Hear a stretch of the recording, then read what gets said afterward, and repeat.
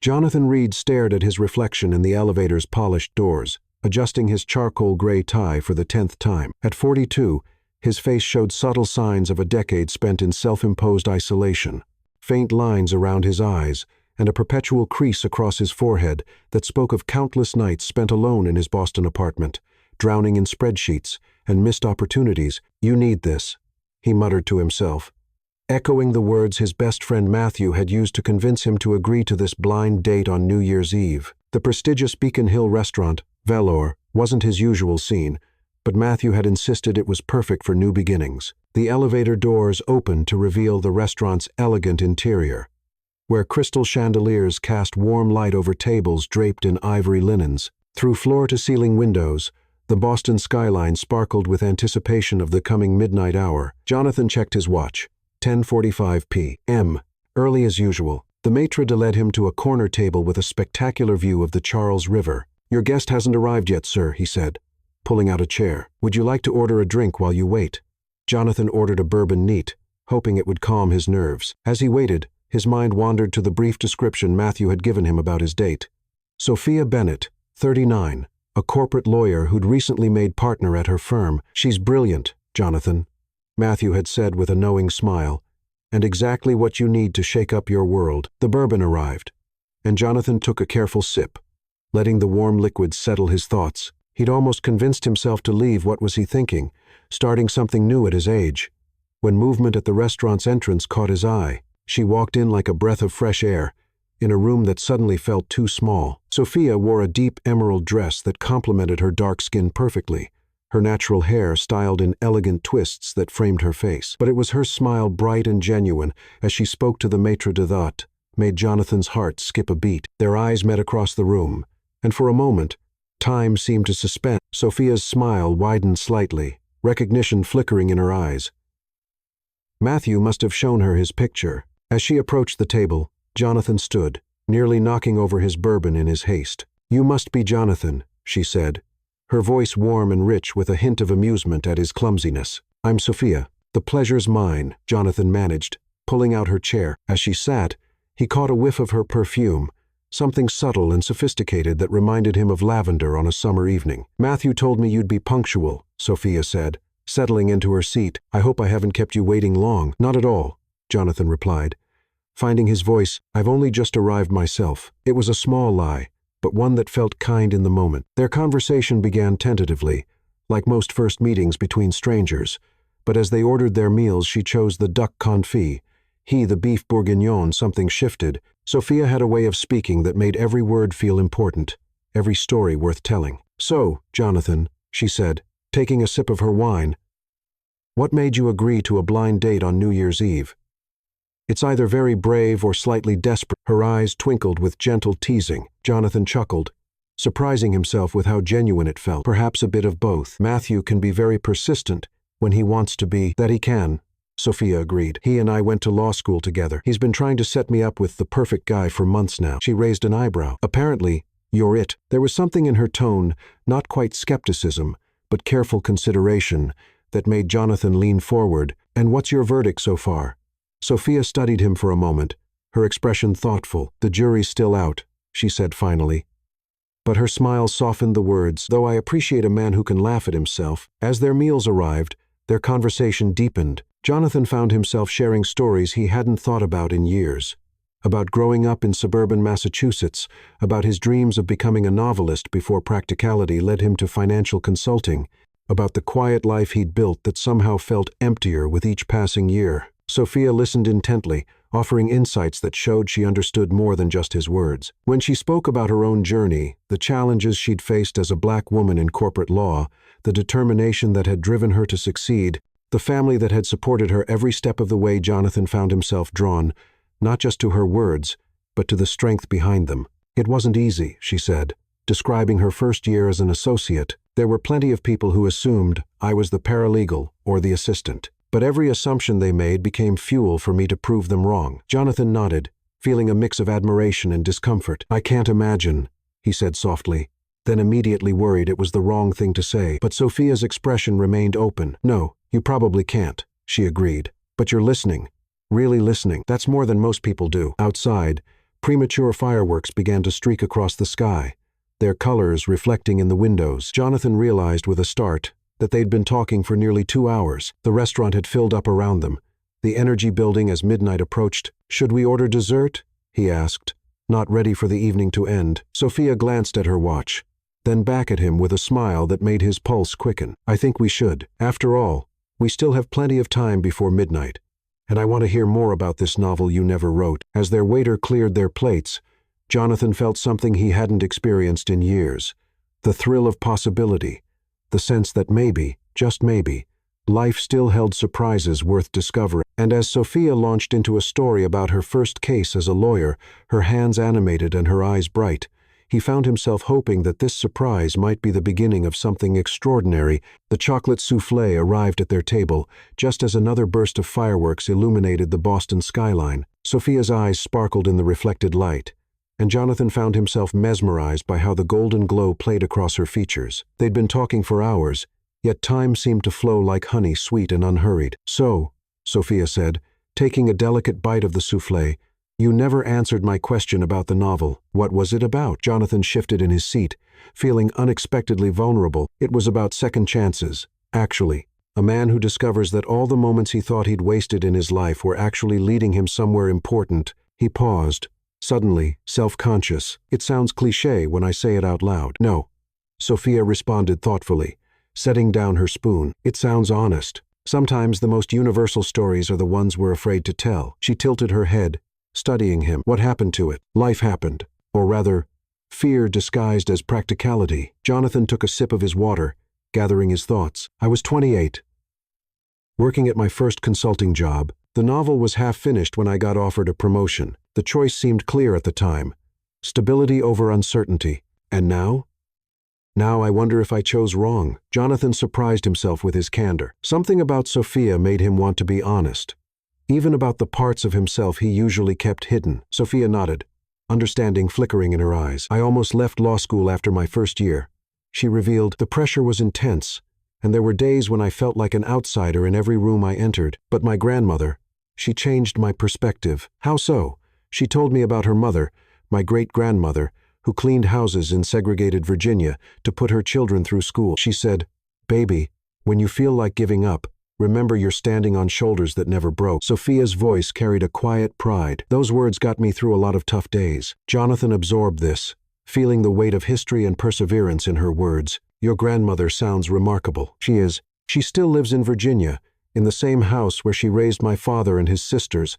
Actually," Sophia paused, a small laugh escaping her. "She'd love this restaurant. She always said good food makes for honest conversation." As if on cue, their waiter appeared to clear the dessert plates. "Midnight is in 30 minutes, he informed them. "We'll be serving champagne on the terrace for the countdown if you'd like to join the celebration." They exchanged glances, and Jonathan felt a flutter of anticipation. "Shall we?" he asked, standing and offering his hand. The terrace was already filling with other guests, the December air crisp but not unbearable. Heat lamps created warm pockets of comfort, and strings of white lights twinkled overhead. Jonathan led them to a quiet corner with a view of both the river and the city skyline. "I have a confession to make," Sophia said as they settled into their spot. "I almost canceled tonight." Jonathan's heart skipped a beat. "Why didn't you?"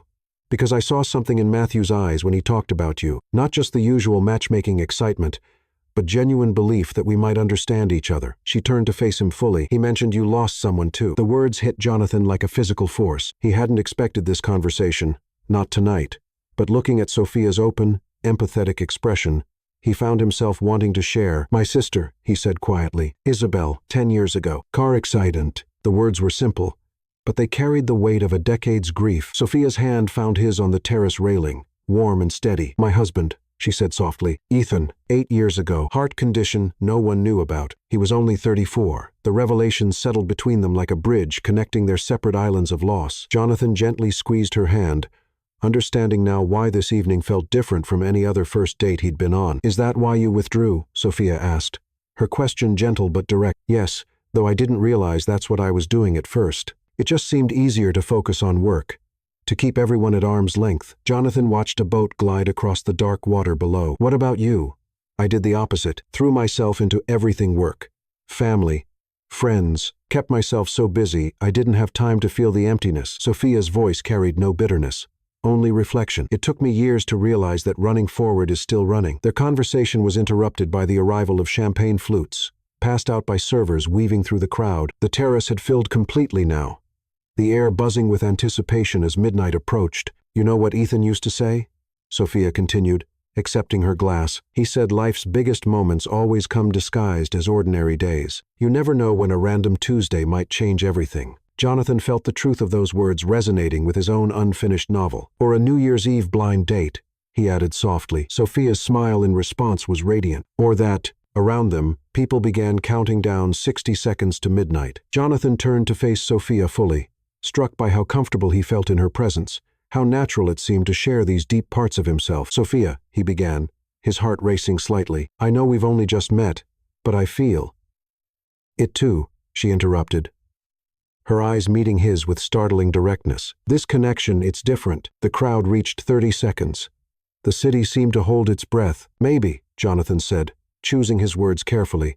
"Some stories don't need to stay unfinished." 20 seconds. Sophia stepped closer, her free hand coming to rest lightly on his arm. "Maybe some beginnings are worth the risk." 10 seconds. The air crackled with possibility. 5, 4, 3, 2, 1. As the crowd erupted in cheers and the sky exploded with fireworks, Jonathan and Sophia turned to each other. There was no awkwardness, no uncertainty. Their lips met in a kiss that felt like coming home and embarking on an adventure all at once. When they finally pulled apart, Sophia's eyes were shining. "Happy New Year, Jonathan," she whispered. "Happy New Year," he replied, his hand finding hers again. Above them, the fireworks painted the sky in brilliant colors. But Jonathan couldn't take his eyes off the woman before him. In her face, he saw possibilities he'd thought long buried. Chances for joy, for connection, for writing new stories. As the celebration continued around them, they stayed in their quiet corner, talking, laughing, sharing more stories. Neither wanted the night to end, both sensing that this wasn't just a successful blind date or a pleasant New Year's Eve. This was the beginning of something profound, a story that had been waiting for exactly the right moment to begin. The first morning of the new year dawned crisp and clear over Boston. Jonathan sat at his kitchen counter, coffee untouched, staring at the business card Sophia had pressed into his hand before they parted ways. Her cell phone number was written on the back in elegant script, along with a small note. "For when you're ready to continue our story." His phone buzzed Matthew, calling for the third time since dawn. Jonathan finally answered, unable to keep the smile from his voice. "You're up early for someone who hosted a New Year's party, and you're avoiding my calls for someone who owes me the biggest thank you of his life," Matthew countered. "Come on, man, how did it go?" Jonathan leaned back, memories of the previous night washing over him. "It was unexpected." "Unexpected good or unexpected disaster?" "Good, really good." Jonathan paused, struggling to find words that wouldn't sound trite. "She's remarkable, Matthew. But no buts. I hear that tone in your voice. You're already overthinking this." Jonathan stood, pacing his apartment's hardwood floors. "I told her about Isabel." Silence on the other end. Then, softly, "You haven't talked about Isabel with anyone new in years." "I know, and she told me about her husband, Ethan. We connected over it. But now I'm wondering if that's healthy. Starting something new on the foundation of old grief." Matthew's voice grew serious. "When I suggested this setup, it wasn't random. Sophia understands loss in a way few people do. But more importantly, she understands how to live beyond it, something you're still learning." Before Jonathan could respond, his phone buzzed with a text message. His heart leapt when he saw Sophia's name. "She just texted me," he told Matthew. "Then hang up and answer her, you idiot. And Jonathan, don't mess this up by hiding behind your fears." The call ended, and Jonathan opened Sophia's message. "Can't stop thinking about our conversation. Lunch today? I know a great Ethiopian place in Cambridge." His fingers hovered over the keyboard. Part of him wanted to make an excuse, to retreat to the safety of his routine. But Sophia's words from last night echoed in his mind. "Running forward is still running." He typed back, "I'd love to. Send me the address." 3 hours later, Jonathan pushed open the door to Addis Red Sea restaurant. The rich aroma of spices enveloped him as he spotted Sophia at a corner table. She'd traded her evening wear for dark jeans and a white sweater that complemented her skin tone perfectly. Her smile when she saw him made his hesitations from the morning seem foolish. "I wasn't sure you'd come," she admitted as he sat down. "The light of day has a way of making midnight conversations feel surreal. I almost talked myself out of it," Jonathan replied honestly. "Old habits die hard." "Tell me about these habits," Sophia said, leaning forward. What does Jonathan Reed do when he's not having deep conversations with strangers on New Year's Eve? As they ordered, Sophia choosing dishes for them both with practiced ease, Jonathan described his life, the consulting firm where he'd worked for 12 years, his weekly dinner with Matthew's family, the running route along the Charles River that never varied. It sounds structured, Sophia observed, tearing a piece of injera bread. Safe, that's a diplomatic way of putting it. I understand the appeal of structure, she said. After Ethan died, I created so many routines just to keep moving forward. But eventually, I realized they were becoming walls instead of support beams. Jonathan watched as she expertly scooped up some spiced lentils with the bread. How did you break free? Slowly, intentionally, I started saying yes to things that scared me. She met his eyes, like blind dates on New Year's Eve. Their food arrived, creating a natural pause in the conversation. As Sophia showed him how to eat properly with the injera, their hands brushed, sending a current of electricity through Jonathan's arm. There's something I need to tell you, Sophia said suddenly, setting down her bread. About last night. When I mentioned my grandmother's house in Virginia, it triggered a memory I can't shake. Jonathan felt a shift in the air, a tension he couldn't name. What kind of memory? The house is in Winchester, on Maple Street. 10 years ago, there was a car accident right in front of it. My grandmother was the first person on the scene. Sophia's eyes held his. Gentle, but intense. Jonathan, what was your sister's name again? The world seemed to tilt on its axis. Isabel, he whispered. The accident was in Winchester, on Maple Street. Sophia reached across the table, taking his trembling hand. My grandmother still talks about that night. About the young woman in the blue Honda Civic, about how she held her hand and prayed with her until the ambulance came. Jonathan's vision blurred. For 10 years, he'd wondered about those final moments, about whether Isabel had been alone and afraid. The official report had mentioned a witness, an elderly woman who'd stayed with her, but he'd never known more than that. Your grandmother, he managed, his voice thick. What's her name? Martha. Martha Bennett. The name hit him like a physical force. Isabel's last words, according to the paramedics, had been, "Tell Martha thank you." Jonathan had always assumed it was meant for their cousin Martha in Seattle. She pressed her favorite quilt against the wound. Sophia continued softly. It was yellow, with purple flowers. She never got it back from the paramedics, but she never complained. She just said she hoped it brought some comfort in those moments. Jonathan closed his eyes, overwhelmed. I found that quilt in Isabel's personal effects. It's been in my closet for 10 years. I never knew where it came from or what it meant. The restaurant continued its lunchtime bustle around them, but in their corner, time seemed to stand still. When Jonathan opened his eyes again, he found Sophia watching him with a mixture of compassion and wonder. What are the odds? He whispered. My grandmother would say there are no odds. Only divine orchestration. Sophia squeezed his hand. Maybe she's right. Maybe some connections are written in the stars long before we understand them. Jonathan felt tears threatening and took a deep breath. I've spent 10 years wondering about those final moments, feeling guilty that I wasn't there. Knowing your grandmother was with her, that she wasn't alone. He trailed off, unable to continue. Come to Virginia with me, Sophia said suddenly. Mater, she'd love to talk to you about Isabel, to share her memories of that night. The invitation hung between them, heavy with possibility and terror. It was too fast, too intense, too real. Every instinct Jonathan had developed over the past decade screamed at him to retreat, to protect himself from this overwhelming connection. But looking at Sophia, seeing the strength and understanding in her eyes, Jonathan felt something shift inside him. Maybe some stories didn't need to stay unfinished. Maybe some connections were meant to heal more than just romantic loneliness. Yes, he heard himself say, I'd like that. Sophia's brilliant smile was like sunshine breaking through clouds. As they finished their meal, making tentative plans for a weekend trip to Winchester, Jonathan realized that his carefully structured life was about to change dramatically. The thought, for the first time in years, didn't terrify him. Instead, it felt like waking up from a long, gray dream into a world of vivid color, a world where coincidences could be miracles,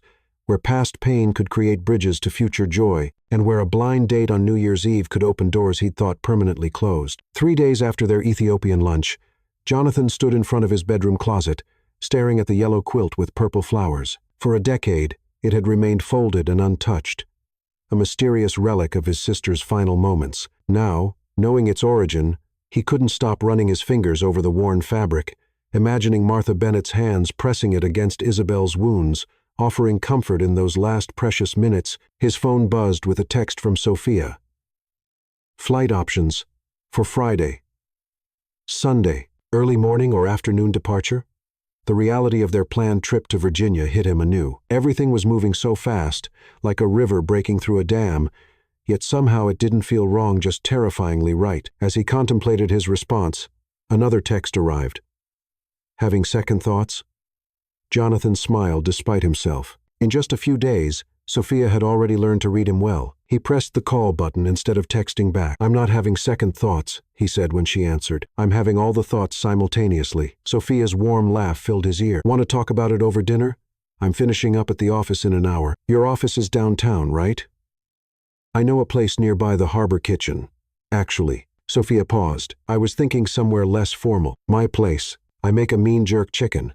And we should probably talk about what to expect in Virginia without an audience." Jonathan's pulse quickened. Dinner at her home felt like crossing another threshold, making this connection even more real. "I'd like that," he heard himself say. "Text me your address." "Already did. See you at 7. After hanging up, Jonathan found her address in his messages. Her apartment was in a historic building in Back Bay, just a few blocks from the public garden. He knew the area well. It was part of his running route, though he'd never paid much attention to the residents coming and going through the elegant brownstone entrances. At precisely 7 o'clock, Jonathan stood outside Sophia's door, a bottle of wine in one hand and the yellow quilt carefully folded in a canvas bag in the other. The door opened before he could knock, releasing the mouth-watering aroma of Caribbean spices. "You brought the quilt," Sophia said softly, noticing the bag. Her eyes held a mixture of tenderness and concern. "I thought maybe it should go back to your grandmother." Sophia stepped aside to let him in, touching his arm gently as he passed. "Let's talk about that over dinner." Her apartment was a perfect reflection of her personality, warm, sophisticated, and full of character. African art pieces shared space with legal books and family photos. Large windows offered a view of the city lights beginning to twinkle in the gathering dusk. Wine openers in the drawer by the fridge. Sophia called from the kitchen. "Make yourself useful while I finish up here." The easy domesticity of the moment struck Jonathan how natural it felt to move around her kitchen, finding glasses, opening wine, falling into step beside her as she checked the chicken in the oven. They worked in comfortable silence, broken only by occasional questions about wine preferences and plate locations. Once they were seated at her small dining table, the quilt resting on a nearby chair like a silent witness, Sophia finally addressed the elephant in the room. "You're worried about meeting my grandmother," she stated. Not a question. Jonathan nodded, taking a sip of wine to gather his thoughts. "What if it's too much for her? I mean, dredging up memories of that night." "Jonathan." Sophia set down her fork. "My grandmother has prayed for your family every single day for the past 10 years. She keeps a photo of Isabel from the newspaper article in her Bible. Meeting you won't dredge up memories. It will answer prayers." Tears pricked at Jonathan's eyes. "I didn't know. I never knew anyone else carried her memory like that. That's who my grandmother is. She believes in connections, in the sacred duty of bearing witness to both joy and sorrow." Sophia reached across the table, taking his hand. "But if you're not ready, we can wait." "No." Jonathan squeezed her hand. "I need to do this. For Isabel, for your grandmother, for myself." He paused, gathering courage. "And for us." The word us hung in the air between them, full of promise and possibility. Sophia's smile was radiant. "Tell me about her," she said softly. "Tell me about Isabel." So he did. Over jerk chicken and wine, Jonathan shared stories he hadn't told anyone in years, about Isabel's infectious laugh, her dream of becoming a marine biologist, her terrible singing voice that never stopped her from belting out songs in the car. Sophia listened with her whole being, asking questions that showed she truly wanted to know this woman who had unknowingly connected their lives a decade ago. As the evening wore on, they moved to Sophia's comfortable couch. The city lights creating a cozy backdrop, the yellow quilt now lay across their laps, a bridge between past and present. "What are you thinking?" Sophia asked, noticing Jonathan's distant expression. "I'm thinking about parallel lives," he said slowly. "How 10 years ago, while I was shutting down and pushing everyone away, your grandmother was praying for me. How you were learning to live with your own loss while I was hiding from mine. How all these threads were weaving together without us knowing." Sophia shifted closer, her head coming to rest on his shoulder. "My mother always says that healing isn't linear. Sometimes it spirals, bringing us back to old wounds so we can finally clean them properly. Is that what this is? Healing?" "I think," Sophia said carefully, "it's whatever we choose to make it. But yes, I feel something healing when I'm with you. Something I didn't even know was still broken." Jonathan turned to look at her, struck by the vulnerability in her voice. Without conscious thought, he leaned down, capturing her lips in a kiss that felt like both a question and an answer. Sophia responded with equal tenderness, her hand coming up to cup his face. When they finally parted, Sophia's eyes were shining with unshed tears. "We should probably book those flights," she whispered against his lips. Jonathan laughed softly, the sound full of joy and terror and hope. Early morning, he decided, "I want as much time as possible. I'll book them tonight." Sophia sat up, reaching for her laptop, but Jonathan caught her hand. "Wait," he said, "just stay here a moment longer. I want to remember this exactly as it is." Sophia settled back against him, and they sat in comfortable silence, the yellow quilt warm across their laps, the city lights twinkling beyond the windows, and the future stretching out before them like an unwritten story waiting to begin. The evening ended with careful plans and tender goodbyes, both of them aware that their weekend in Virginia would change everything. As Jonathan walked home through the quiet streets of Boston, he felt lighter than he had in years, as if the weight of unresolved grief was finally beginning to lift, making space for something new to grow in its place. Friday morning dawned gray and misty over Logan Airport. Jonathan arrived early, as usual, the yellow quilt carefully packed in his carry-on bag. He found Sophia already waiting at their gate, 2 coffee cups in hand. "One black, no sugar," she said, offering him a cup. "You look like a black coffee kind of guy." "You're becoming dangerously good at reading me," Jonathan replied, accepting the coffee gratefully. Their fingers brushed during the exchange, sending familiar sparks through his system. "About that," Sophia said, her tone growing serious as they found seats near the window, "there's something we should discuss before we land in Virginia." Jonathan felt his stomach tighten. "What is it?" "My family." Sophia paused, choosing her words carefully. "They're not just excited about me bringing someone home, they're excited about me bringing you home. Martha has told them about our connection, and they see it as something divine. And you're worried about the pressure that puts on us." "I'm worried about the pressure it puts on you," Sophia corrected. "My family is warm, loving, and completely overwhelming. They'll want to embrace you as one of their own immediately. If that's too much." Jonathan reached over and took her hand, surprising them both with his directness. "Sophia, I've spent 10 years keeping everyone at arm's length. Maybe it's time to let people in." Her smile was like sunshine breaking through the morning mist. Before she could respond, the boarding call came for their flight. The plane ride to Virginia passed in comfortable conversation and shared silences. Jonathan found himself studying Sophia's profile as she read a legal brief, struck by how natural it felt to be traveling with her, how right it seemed to be crossing this threshold together. As they descended into Dulles International Airport, Sophia gripped his hand tightly. "Ready?" "No," Jonathan admitted. "But I want to be." They rented a car for the drive to Winchester, Sophia taking the wheel, since she knew the route. As they left the D.C. suburbs behind, the landscape opened up into rolling hills and farmland. The January sky hung low and heavy with the promise of snow. "Tell me about the house," Jonathan said, as they turned onto Interstate 81.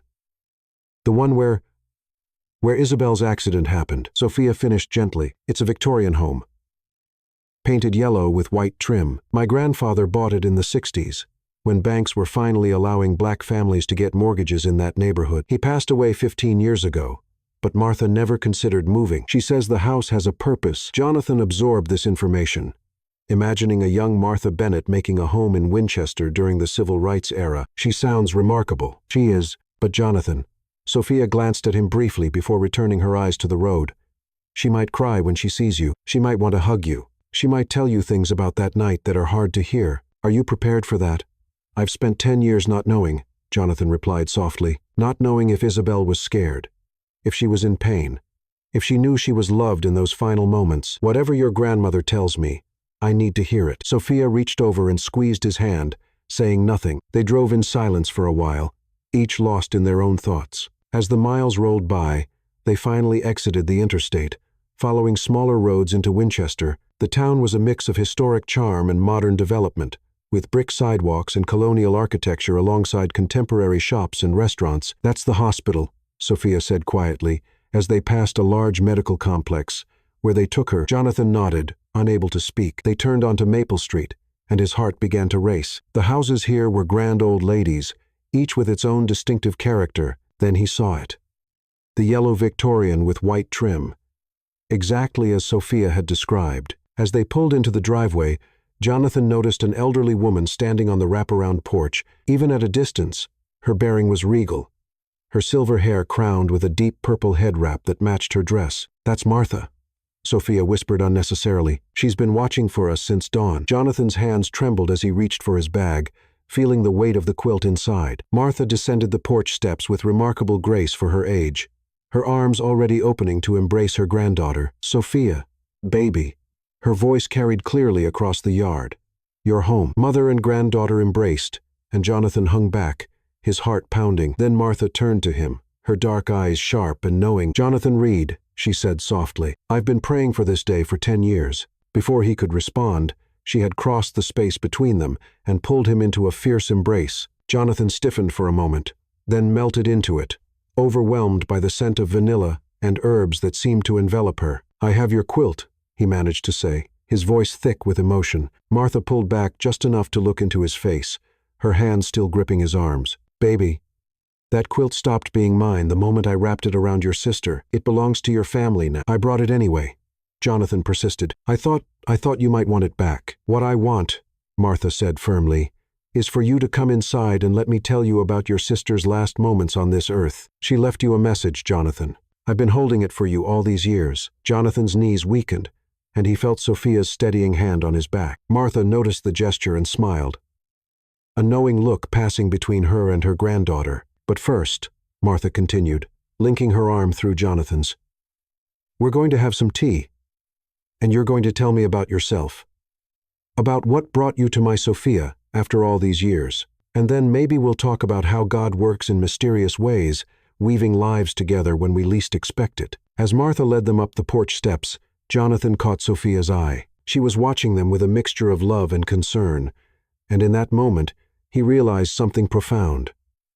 He wasn't just here to learn about Isabel's last moments. He was here to learn how to live again, how to let love in again, how to believe in connections that defied explanation. The yellow Victorian welcomed them with warmth and the smell of fresh-baked bread. As they crossed the threshold, Jonathan felt something shift inside him, as if a door long locked was finally creaking open, letting in light and air and possibility. Martha settled them in her living room, surrounded by family photos and well-loved furniture. As she bustled about preparing tea, Jonathan found himself studying a particular photograph on the mantel. A younger Martha, standing proudly in front of this very house, her arms around a young man who must have been Sophia's father. "Taken the day we bought this house," Martha said, noticing his interest. "The realtor didn't want to sell to us, said the neighbors wouldn't like it. But my William Sophia's grandfather, he stood his ground, said this house was meant for us." She set down the tea tray with a gentle click. "Turned out he was right. This house has been a sanctuary for more souls than I can count, including your Isabel." Sophia reached over and took Jonathan's hand as Martha began to pour the tea. Outside, the snow had begun to fall, soft and silent, as if the world itself was holding its breath for what was to come. Martha Bennett's living room felt suspended in time as snow fell silently outside the bay windows. Steam rose from delicate teacups, and the yellow quilt lay folded between Jonathan and Sophia on the floral sofa. The only sound was the gentle ticking of an antique grandfather clock in the corner. "I remember everything about that night," Martha began, her voice soft but clear. "It was cold, like today. I was up late, reading my Bible. I've always been a night owl. The crash." She paused, her hands tightening around her teacup. It sounded like thunder, but wrong. Too sharp, too close. Jonathan sat perfectly still, barely breathing. Sophia's hand found his, warm and anchoring. "I ran outside without even putting on a coat," Martha continued. "The street was dark. The impact had taken out the lamppost, but I could see her car, crumpled against the oak tree." Martha's eyes grew distant with memory. "She was conscious when I reached her. That's important for you to know, Jonathan. She was afraid, yes, but she was aware. She knew she wasn't alone." A small sound escaped Jonathan's throat. Martha reached across and took his free hand, her skin soft and warm, like well-worn leather. "The first thing she said to me was, 'I'm Isabel.' Even then, with everything happening, she introduced herself properly. I told her I was Martha, and that help was coming. I'd already called 911 on my house phone before running out." "Did she?"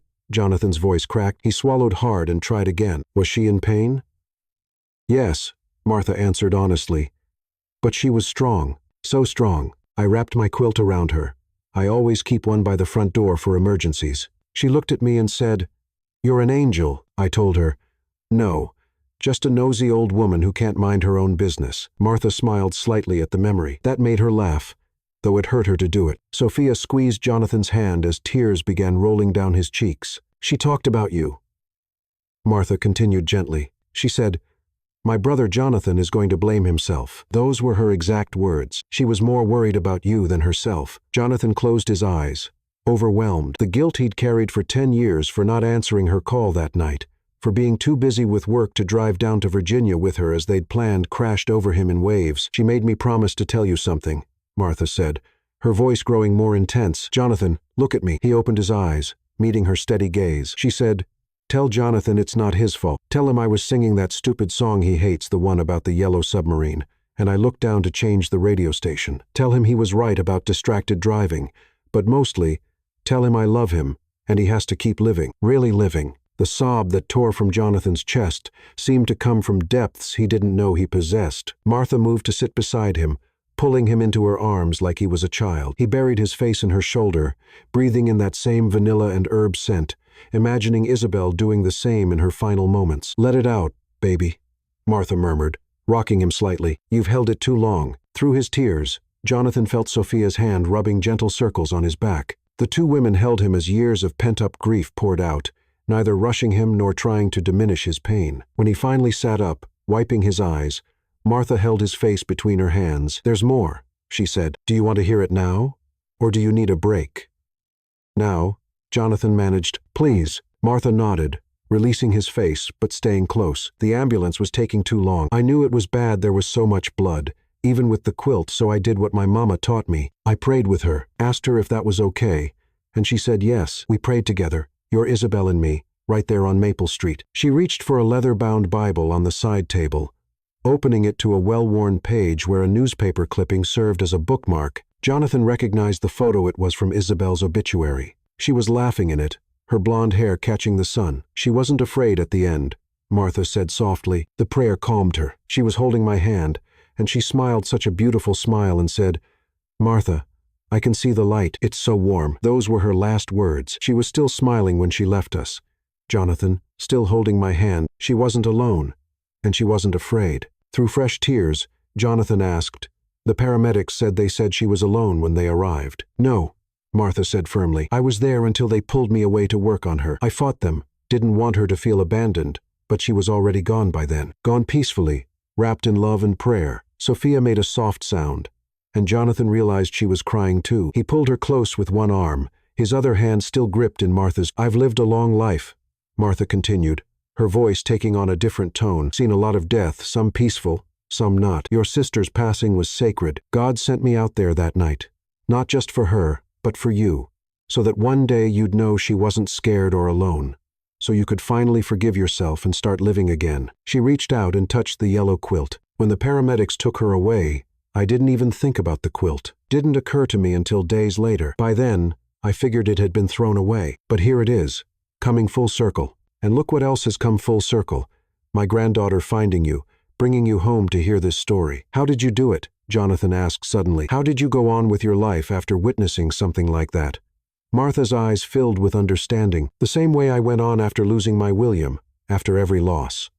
By believing that love doesn't end with death. By trusting that every connection, even the briefest one, has meaning." "Your sister touched my life," Jonathan. "Changed me, made me believe even more strongly in divine appointment." She glanced meaningfully at where Jonathan and Sophia sat, entwined. "Some things can't be explained by coincidence. Some connections are written in the stars." The grandfather clock chimed softly, marking the hour. Outside, the snow had picked up, coating Maple Street in a blanket of white. Jonathan looked out the window at the spot where the old oak tree had stood removed years ago. Sophia had told him, after the accident, in its place was a small garden with a bench. "I sit there sometimes," Martha said, following his gaze. "Talk to Isabel. Tell her about my day. Ask her to watch over my family." She smiled at Jonathan. "Lately, I've been telling her about you and Sophia, asking her to guide you both to healing." Jonathan turned to look at Sophia. Really look at her. Her eyes were red from crying, but they held such love and strength that it took his breath away. In that moment, he saw their connection through Martha's eyes.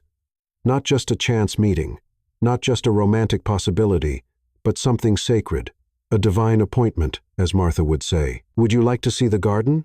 Martha asked gently. "I think the snow makes it especially beautiful." Jonathan nodded, unable to speak. As they rose to go outside, Martha stopped them, wrapping the yellow quilt around both Jonathan and Sophia's shoulders. "Something old, becoming something new," she said softly. "Just as it should be." The snow continued falling as Jonathan and Sophia sat on the garden bench, the yellow quilt wrapped around their shoulders. Martha had insisted on giving them privacy, claiming she needed to prepare dinner. But Jonathan suspected she understood their need to process everything together. "Look," Sophia said softly, pointing to a small plaque partially covered by snow. Jonathan brushed away the white powder to reveal the words, "In memory of all those who found peace in this garden." "She never forgot her," Jonathan whispered. "All these years, while I was running from Isabel's memory, your grandmother was honoring it." Sophia leaned her head against his shoulder. "That's who she is. She believes in holding space for both grief and joy. In her mind, they're not opposites, they're partners in the dance of life." Jonathan was quiet for a long moment, watching his breath form clouds in the cold air. "I've been doing it wrong," he finally said. "All these years, I thought moving forward meant leaving Isabel behind. But your grandmother, she shows that it's possible to carry someone's memory and still embrace life." "Is that what you want?" Sophia asked carefully. "To embrace life again?" Jonathan turned to look at her, struck by how the snowflakes caught in her dark curls, how her brown eyes held such depth of understanding. "I think I already am," he said. "With you." Sophia's smile was radiant, but her eyes remained serious. "Jonathan, what Martha told you about Isabel, it's going to take time to process. Are you sure you want to take on a relationship at the same time?" "I'm sure that I don't want to process it alone," he replied, taking her hand. "Unless are you having doubts?" "No," Sophia said quickly. "God, no. I know what it's like to have grief resurface. When Ethan died, I thought I'd processed it all. Then, 3 years later, something triggered me a song on the radio, I think, and it was like experiencing the loss all over again. I don't want to promise you forever, and then have you realize you need space to heal." Jonathan squeezed her hand. What if healing doesn't have to be a solitary process? What if he paused, gathering his thoughts? What if we heal better together? A snowflake landed on Sophia's cheek, melting instantly. Jonathan reached up to brush away the moisture, but instead found himself cupping her face. She leaned into his touch, her eyes never leaving his. "I'm falling in love with you," he said quietly. "I know it's fast. I know it's complicated. But after spending 10 years trying not to feel anything, I don't want to hide from this feeling. I don't want to analyze it or question it. I just want to be honest about it." Tears welled in Sophia's eyes. "I'm falling in love with you too," she whispered, "and it terrifies me how right it feels." Their kiss was gentle, tasting of snow and tears and possibility. When they pulled apart, Jonathan rested his forehead against hers. "Tell me about Ethan," he said softly. "Not how he died, how he lived. What made you fall in love with him?" Sophia pulled back slightly, surprised. "You really want to know?" "Yes, he's part of who you are. Just like Isabel is part of me. I want to know all of you." Sophia settled more comfortably against him, adjusting the quilt around them. "He was a middle school teacher," she began, "the kind who stayed late to help struggling students, who remembered every birthday, who believed every child had potential if given the chance. He had this incredible laugh. It would fill up a room, make everyone around him smile automatically." As she spoke, Jonathan watched her face, noting how it softened with memories but didn't crumple with pain. This, he realized, was what healthy grieving looked like, being able to remember with love instead of agony. "He sounds wonderful," Jonathan said when she finished. "Thank you for sharing him with me." "Thank you for asking," Sophia replied. "Most men I've dated either pretend Ethan never existed or treat him like competition. You're the first one who's treated him like a part of my story worth knowing. Maybe because I understand now," Jonathan said thoughtfully. "After hearing Martha talk about Isabel, I realize that the people we've lost, they're not obstacles to new love. They're proof that we're capable of loving deeply,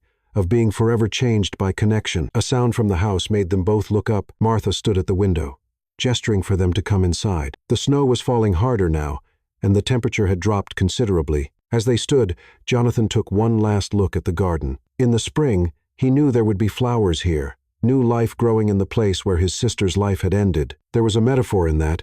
He thought something about how endings and beginnings were really just different parts of the same cycle. Inside, warmth and the smell of cooking enveloped them. Martha took the snow-dampened quilt, replacing it with warm towels fresh from the dryer. "Dinner's almost ready," she announced. "I hope you both like my famous gumbo." "Martha's gumbo is legendary in 3 counties, Sophia said, rubbing her towel over her hair. "She only makes it for special occasions." "And this is certainly special," Martha said, looking between them with knowing eyes. "Love blooming in my garden on a snow day, that's worth celebrating. Jonathan felt his cheeks warm, but not from embarrassment. For the first time in years, he felt truly seen, not just his pain and loss, but his capacity for joy and love as well. "Sophia," Martha called from the kitchen. "Come help me with the cornbread." "Jonathan, baby, there's a photo album on the shelf I think you should see while we finish up." As Sophia followed her grandmother to the kitchen, casting a warm glance over her shoulder, Jonathan found the album Martha had mentioned. It was newer than the others, its cover reading "Garden Visitors" in Martha's elegant handwriting. Inside, he found photos of people sitting on the memorial bench, some smiling, some crying, all looking peaceful. On the last page was a note in Martha's hand. "Every soul who finds their way to this garden brings their own story of love and loss. Each one leaves a piece of their heart here and takes a piece of healing with them." Jonathan touched the words gently, understanding now that he wasn't just here to learn about Isabel's last moments. He was here to learn how to carry her memory forward into a new life. A life that, somehow, impossibly, wonderfully, seemed to include both Martha's wisdom and Sophia's love. From the kitchen, he could hear the two women laughing about something, their voices harmonizing in a way that made his heart feel full. Outside, the snow continued to fall, covering Maple Street in a blanket of pure white, nature's way of saying that sometimes you get to start fresh without erasing what came before. Sunday morning arrived too quickly, bringing with it the reality of their impending return to Boston. Jonathan woke early in the guest room of Martha's Victorian home, listening to the quiet sounds of the house settling. Through the window, he could see the garden bench, still dusted with snow, now glittering in the early morning light. The past day had been filled with stories. Martha sharing memories of her life in Winchester, Sophia recounting childhood visits to the Yellow House, and Jonathan finally feeling strong enough to tell them about the Isabel he'd known growing up. Each story had been a thread, weaving them all closer together. A soft knock at his door pulled him from his thoughts. "Come in," he called, expecting Martha with her usual morning tea. Instead, Sophia slipped inside, already dressed in jeans and a white sweater. "Morning," she whispered, settling on the edge of his bed. "Sleep, okay?" "Better than I have in years," Jonathan admitted, sitting up. "Though I'm not ready to leave." "Me neither." Sophia's hand found his atop the covers. "But I've been thinking about something about us, and what happens when we get back to Boston." Jonathan finished for her. "Everything's going to be different now," she said carefully. "We won't have the bubble of this house, of Martha's wisdom, of the garden. We'll have work and responsibilities and reality." Jonathan felt his heart rate increase. "And you need to know, are you ready for that? For real life with all its complications? Because what's growing between us?" She paused, gathering her thoughts. "It's beautiful and precious, but it's also delicate. I don't want to break it by rushing into the deep end." Jonathan sat up straighter, taking both her hands in his. "Sophia, before we came here, I was afraid of exactly that, of reality intruding on what we were building. But now," he gestured toward the window, toward the garden beyond. "Now I understand something I've been missing for 10 years. Life, real life, isn't about avoiding pain or protecting yourself from loss. It's about embracing every moment, every connection, even knowing they might end." Sophia's eyes glistened. "That sounds like something Martha would say." "She's a wise woman," Jonathan smiled. "But it's more than that. Being here, learning about Isabel's last moments, seeing how your grandmother has honored her memory while still living fully, it's shown me what I've been doing wrong. I've been existing, not living. And now I want to live, really live, like Isabel wanted me to, and I want to do it with you." He squeezed her hands. "I know it won't be easy. We'll have to figure out how to blend our lives, how to handle our different work schedules, how to deal with the looks some people might give us." "Because I'm black and you're white?" Sophia asked directly. "Yes," Jonathan acknowledged. "I'd be naive to pretend that won't be a factor. But Sophia, when I look at you, I don't see color first. I see the woman who's teaching me how to love again, how to live again. My grandmother would say that's exactly how it should be." Sophia smiled. "But Jonathan, loving across racial lines isn't about being colorblind. It's about seeing and celebrating our differences while recognizing our common humanity." "Then teach me," Jonathan said earnestly. "Help me understand your experiences, your perspective. I want to learn, to grow, to be worthy of what we're building." Sophia leaned forward, kissing him softly. "You already are," she whispered against his lips. A knock at the door made them jump apart like teenagers. Martha's voice carried through the wood. "Breakfast in 15 minutes, you two. And yes, I know you're both in there." They laughed, the serious moment breaking into comfortable warmth. As Sophia stood to leave, Jonathan caught her hand. "Move in with me," he said suddenly. Sophia's eyes widened. "What?" Or I'll move in with you. Or we'll find a new place together. I don't want to do this halfway. I've spent too many years playing it safe. Jonathan, Sophia said carefully, that's a big step. I know. And if you think it's too soon, I understand. But I also know that when I'm with you, everything makes sense. Everything feels right in a way. Nothing has for 10 years. Sophia sat back down, her expression thoughtful. My lease is up in 2 months, she said slowly. Mine too, actually, Jonathan realized. In March, so maybe. Sophia's eyes took on a playful gleam. We spend these 2 months really getting to know each other in Boston, dating properly, learning each other's habits and quirks, and if by March we still feel this way, we find our own place. Jonathan finished. Together. Sophia agreed. But Jonathan, I have one condition. Anything. We have to come back here regularly. Martha would never forgive us if we didn't. I was already planning on it. Jonathan smiled. Your grandmother, she's family now. The only family I have left. Really, not the only family. Sophia corrected softly. Not anymore. Their second kiss was interrupted by Martha's voice from downstairs. Don't make me come up there, you two. These biscuits won't eat themselves. They descended to the kitchen hand in hand, finding Martha at the stove, humming as she worked. The table was set for 3, with a fresh bouquet of winter flowers in the center. Sit, Martha instructed, bringing over a plate piled high with biscuits. We need to talk about your drive back, and about when you're coming to visit again. She paused, studying their linked hands and glowing faces, though something tells me I won't have to wait too long. Over breakfast, they discussed practical matters, their flight time, the weather forecast, the best route back to Dulles. But beneath the ordinary conversation ran a current of excitement, of possibility. Jonathan caught Sophia's eye across the table and saw his own feelings reflected there. They were on the cusp of something extraordinary. As they prepared to leave, Martha pulled Jonathan aside while Sophia packed the car. You remember what Isabel's last message was? She asked softly. To keep living. Jonathan nodded. Really living. Look at my granddaughter, Martha said, her eyes fierce with love. Really look at her. That's what really living looks like. That's what love looks like when it's not afraid of depth, of complexity, of growth. I see her, Jonathan assured her. I see all of her. Good. Martha patted his cheek. Then go build something beautiful together. And Jonathan, her voice took on a teasing note. When you two finally decide to move in together, I expect to help decorate. Jonathan laughed, unsurprised by her intuition. We'll need someone to tell us where to hang the yellow quilt. Oh no, baby.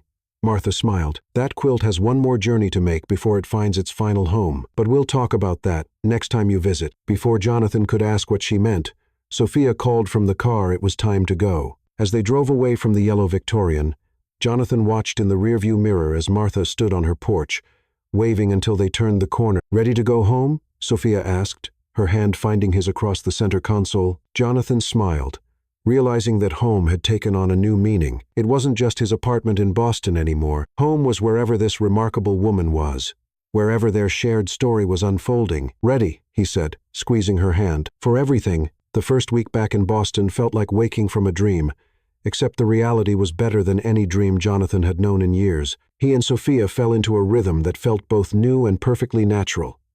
Morning coffee dates before work, lunch breaks spent apartment, hunting online, evening walks along the Charles River where their story had begun. On a particularly cold Tuesday evening, Jonathan sat at his desk, staring at a blank document on his computer screen. The cursor blinked expectantly, waiting for words he hadn't dared write in a decade. His phone buzzed with a text from Sophia.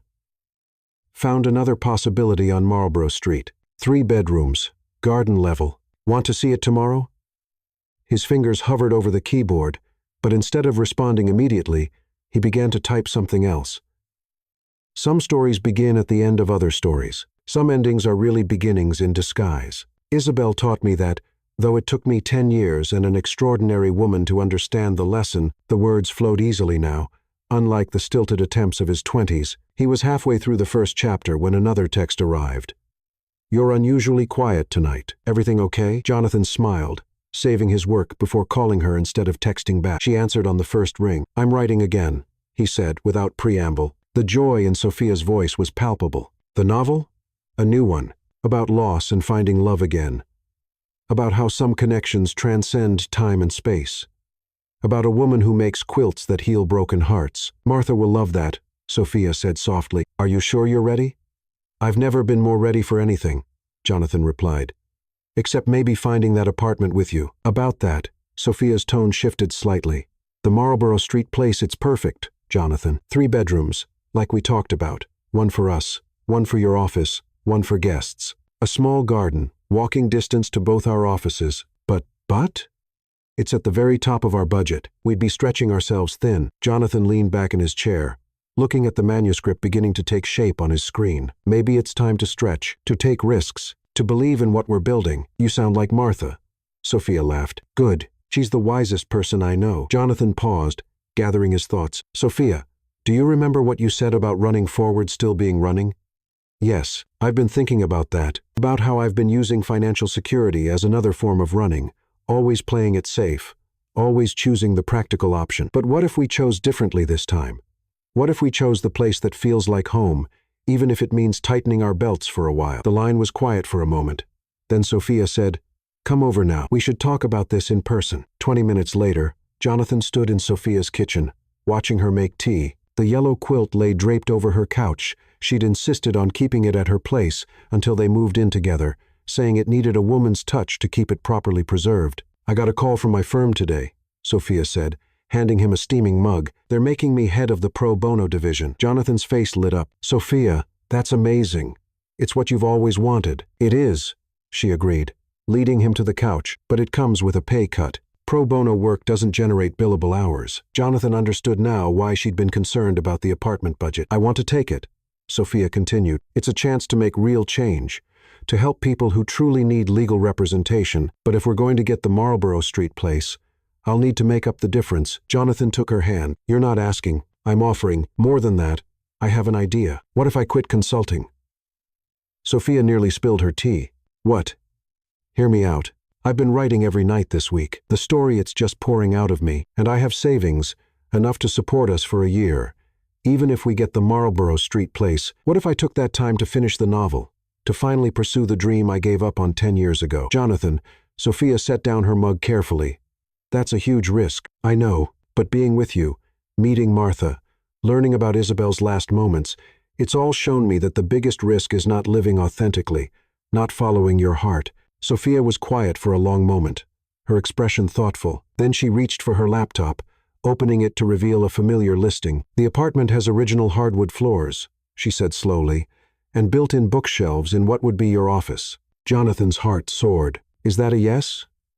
It's a show me what you've written so far, Sophia countered. If you're really going to do this, I want to be part of it. I want to understand the story you're trying to tell. Jonathan pulled out his phone, forwarding her the document he'd been working on. As she read, he watched her face, seeing tears form in her eyes at certain passages. This is beautiful, she whispered finally. It's real, and raw, and honest. It's you, it's us, Jonathan corrected. Our story, woven together with Isabel's and Martha's, a tapestry of love and loss and healing. Sophia closed the laptop and turned to face him fully. Okay, she said. Let's do it. All of it.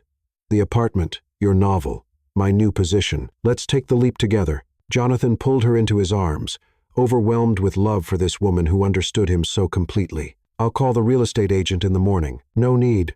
Sophia smiled against his chest. I already scheduled a viewing for tomorrow, at noon. I knew you'd say yes. Pretty confident. Counselor, no. She pulled back to look at him. Just certain that some things are meant to be. Martha taught me that. Jonathan glanced at the yellow quilt, thinking about all the twists and turns that had led them here. Speaking of Martha, we should call her, tell her about the apartment, about your new position, about the novel. Already did, Sophia admitted. She said to tell you she's already planning the housewarming party. And Jonathan, her eyes sparkled with amusement, she said to make sure your office has good light. Apparently, writers need natural light to create their best work. Jonathan laughed, but his heart swelled with gratitude for the family he'd unexpectedly found. Martha's wisdom, Sophia's love, and Isabel's memory, all of it was weaving together into something beautiful and new. As they sat on Sophia's couch, planning their future and sharing their dreams, the yellow quilt wrapped around their shoulders like a blessing. Jonathan realized that this was what Isabel had meant in her final message. This was really living.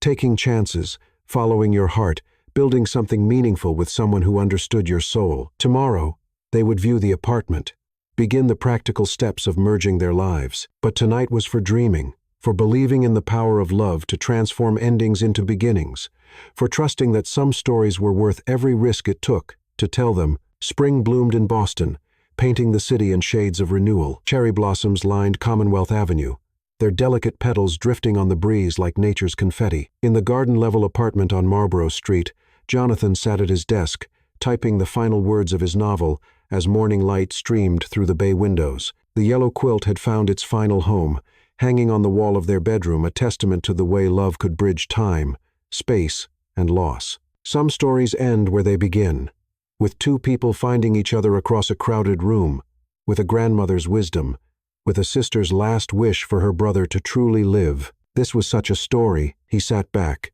feeling the weight of completion settle over him. The manuscript had poured out of him over the past 3 months, as if Isabel, Martha, and Sophia had been guiding his fingers on the keyboard. Outside his office, he heard the front door open and close. "Jonathan," Sophia's voice called out, "are you ready?"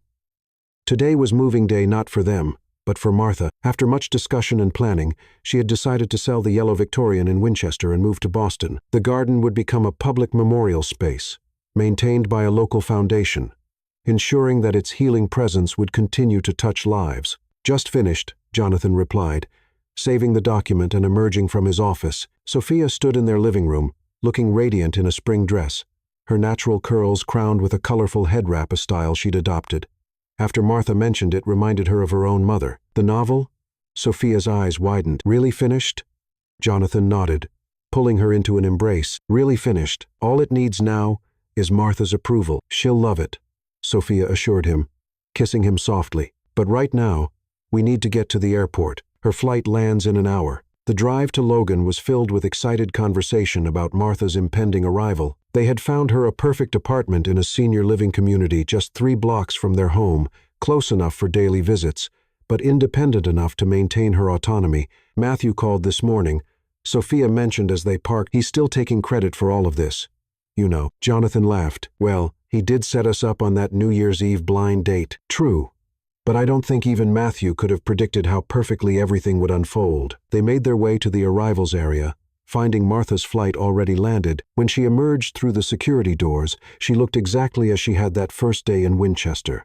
Regal in a purple dress, silver hair wrapped elegantly, and a knowing smile that suggested she had seen this moment coming all along. "My children," she exclaimed, embracing them both at once. "Ready to start our new chapter?" The drive to Martha's new apartment was full of joy and plans. She had already shipped most of her belongings ahead, and the place was fully furnished, waiting only for her personal touches to make it home. "Before we head there," Martha said from the back seat, "I need to make a stop." Jonathan caught her eye in the rearview mirror, understanding immediately. "The garden, our garden," Martha corrected gently. "I have something to show you both." They parked outside their apartment, and Martha led them through the small gate into their garden-level outdoor space. Over the past months, they had transformed it with roses, herbs, and a small bench reminiscent of the one in Winchester. Martha pulled an envelope from her purse. "I received this yesterday," she said, handing it to Jonathan, "from the Winchester Historical Society." Inside was a letter confirming that the garden at the Yellow Victorian had been officially designated as the Isabel and Ethan Memorial Garden, along with a photo of the new plaque that would mark its entrance. "You did this," Sophia whispered, tears in her eyes. "We all did," Martha replied, "by loving each other, by healing together, by understanding that every ending can become a beginning if we're brave enough to let it." Jonathan sat on their garden bench, overwhelmed by emotion. Sophia settled beside him, and Martha took her place on his other side. "I have something for you too," Jonathan said, pulling out a printed copy of his manuscript. "The first copy, I want you both to read it before anyone else does." Martha took the manuscript reverently, running her fingers over the title page, "The Yellow Quilt." "You know," she said thoughtfully, "when I made that quilt 40 years ago, I never imagined the journey it would take, how it would connect lives, heal hearts, bring families together. Like this garden," Sophia added, looking around at their small but flourishing space, "a piece of Winchester in Boston. More than that," Martha corrected, "a new place for new memories." Speaking of which, she reached into her purse again, pulling out a small box. "I have something for you too." Inside was a key on a handmade quilted keychain. "To my apartment," Martha explained. "For when the baby comes." Jonathan and Sophia exchanged startled looks. "Martha," Sophia said carefully, "we haven't told anyone yet." "How did you?" "Child, please," Martha laughed. "I knew the moment you switched from coffee to tea last week. A grandmother knows these things." Jonathan pulled Sophia closer, his hand instinctively moving to rest on her still flat stomach. They had only confirmed the pregnancy 2 days ago, planning to announce it once Martha was settled. "Isabel would be so happy," Martha said softly, placing her hand over theirs. "A new life, a new story beginning. This is what she meant when she told you to keep living, Jonathan. This is what Ethan would have wanted for you." Sophia loved blooming again, family growing stronger. The spring breeze carried the scent of roses through their small garden, and somewhere in the distance, church bells began to ring. Jonathan looked at these two extraordinary women, his wife-to-be, and the grandmother who had helped heal his heart, and felt complete in a way he'd never thought possible. "The baby's middle name," he said suddenly. "If it's a girl, what do you think about Martha? Isabel Martha, or Ethan Martha for a boy?" Sophia added softly. Martha's eyes filled with tears of joy. "I think," she said, pulling them both close, "that love has a way of coming full circle, and that this circle, this family we've built, is more beautiful than any of us could have imagined." They sat together in their garden, 3 generations connected by loss and love, watching as the spring sun painted everything in shades of possibility. The yellow quilt hung in their bedroom window above, catching the light and casting golden shadows over their small sanctuary. Some stories, Jonathan realized, don't really end. They just transform like seasons changing, like love growing, like life itself, always moving, always renewing, always finding new ways to bloom. Their story had begun with a blind date on New Year's Eve. But it would continue through their child, through Martha's wisdom, through the gardens in Winchester and Boston, through all the moments of joy and challenge that lay ahead. And somewhere, he was certain, Isabel was smiling, knowing that her final wish had been granted in ways more wonderful than anyone could have imagined. Her brother wasn't just living, he was loving, growing, healing, and building a future filled with the kind of connections that transcend time and space. Really living, indeed.